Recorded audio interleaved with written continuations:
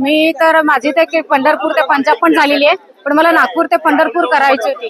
या लोकांचं मला गेल्या वर्षी पण मी यांचं पाहिलंय, पण मी म्हटलं नाही आता गेल्या वेळेला तर माझं जमलं नाही, पण म्हटलं यावेळेला पक्कच जायचं. पण मी यावेळेला तयारी केली आणि पहिलं तर एकटीच होती लेडीज, पण सर म्हणाले नाही तुम्ही एकटी कसं हे कराल. मग या मॅडमला तयार केलं, सुजाता चतुर्वेदी मॅडमला, आणि मग आम्ही दोघी मिळून निघतोय.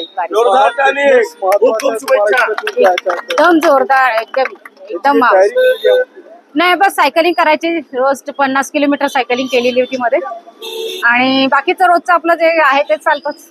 किती दिवस तुम्ही प्रॅक्टिस करताय? मला तर आता एक चॅलेंज घेतलं होतं मी, एक अराउंड द वर्ल्डचं. तर त्याच्यामध्ये मला सायकलिंग करायचीच होती, तर मी डेली 50 किलोमीटर करायची. सोबत स्विमिंग पण होतं त्याच्यामध्ये. आता इकडे जायचं होतं म्हणून स्विमिंग थोडंसं डिले केलंय, आणि आता वारीसाठी तयारी केली. हे आली की पुन्हा स्विमिंग चालू करेल. बस बाकी माझं हेच असतं. दर्शनाची ओढ लागली एकदम एकदम. याच्या आधी पण दर्शनाची ओढ आहे. हे आमचं सलग तिसरं वर्ष आहे. Nagpur group of tiger group of adventure तर्फे आम्ही या सलग तिसऱ्या वर्षी नागपूर ते पंढरपूर वारी करतोय.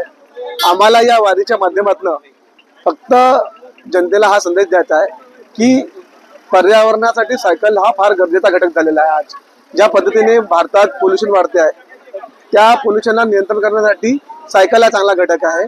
आणि विठ्ठलाच्या चरणी नागपुरातून आम्ही नतमस्तक होण्यासाठी 32 लोक इथून निघालेले आहे.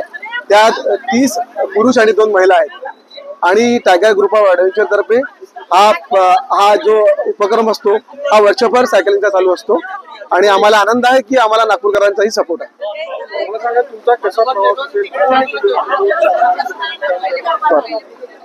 आमचा जवळजवळ 140-150 किलोमीटरचा दररोजचा प्रवास असेल, आणि आम्हाला 750 किलोमीटरचं अंतर गाठायचं आहे. तर आम्ही या 5 ते 6 दिवसात विठ्ठलाच्या चरणी इथनं पोहोचू. आणि मध्ये आमचे काही जेवणाचे स्थळ निर्धारित झालेले आहे.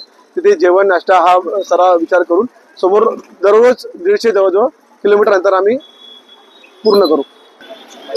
आम्ही नागपूर ते पंढरपूर पर्यावरण बचावचा संदेश घेऊन जाऊन राहिलेलो आहे.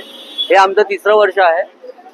पहिल्या वर्षी आमचे 2 सायकल वारकरी पण नागपूर ते पंढरपूर गेले होते. मागच्या वर्षी जवळजवळ 12 जण होतो आम्ही, आणि यावर्षी एकूण 32 सायकल वारकरी आम्ही नागपूर ते पंढरपूर जात आहोत. याच्यामध्ये वैशिष्ट्य असं आहे की नागपूरवरून आम्ही जवळजवळ 18 जण आहोत. 6 जण यवतमाळचे आहे आणि 6 जण आर्नीचे आहे. आणि या ठिकाणी प्रत्येक ठिकाणी काही ठिकाणी क्रीडा भारतीतर्फे आणि काही ठिकाणी सायकल प्रेमी आणि त्या ठिकाणचे सायकल ग्रुप आमची व्यवस्था करून राहिलेले आहेत.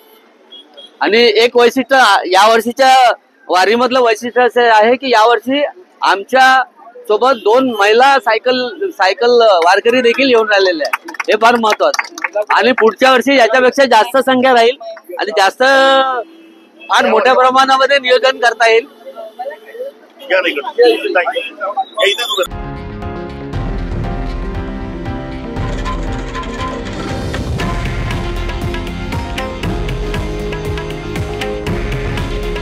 हे आहे देशातील नंबर 1 न्यूज नेटवर्क आणि आपण पाहत आहात TV9 मराठी. काळजी तुमची, हित महाराष्ट्राचं.